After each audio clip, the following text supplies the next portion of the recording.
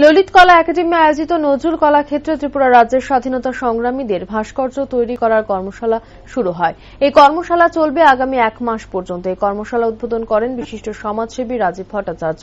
স্বাধীনতা সংগ্রামে যাদের অগ্রণী ভূমিকা রয়েছে তাদের ভাস্কর্য আমাদের সামনে তুলে ধরা এবং আগামী প্রজন্মের কাছে তাদের কর্মজীবন তুলে ধরার যে প্রচেষ্টা নেওয়া হয়েছে এটা অত্যন্ত গর্বের বিষয়। তিনি বলেন, স্বাধীনতার পর থেকে যে ইতিহাস আমাদের সামনে তুলে ধরা হয়েছিল সেটা সম্পূর্ণ বিকৃত ইতিহাস। তাই প্রকৃত স্বাধীনতা সংগ্রামীদের ইতিহাস তুলে ধরার জন্য যে কর্মশালার আয়োজন করেছে ললিত কলা একাডেমি তার জন্য তিনি ধন্যবাদ জ্ঞাপন করেন।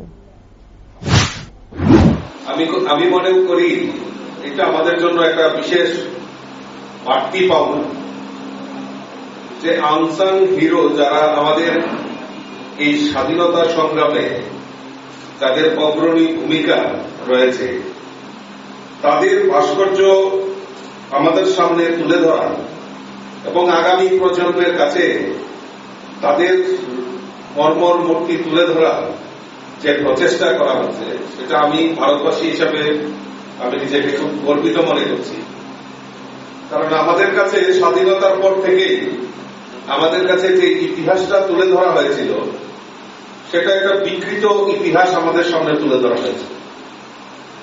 কিন্তু আমাদের যে স্বাধীনতা সংগ্রামে আমাদের কাছে যে অগ্রণী ভূমিকা যারা নিয়েছেন তারা তো আছেনই, তাদের আমরা মর্মমূর্তি বা তাদের প্রতিছবি আমাদের চোখের সামনে রয়েছে, তাদের নিয়ে অনেক ইতিহাস নির্মাণ হয়েছে।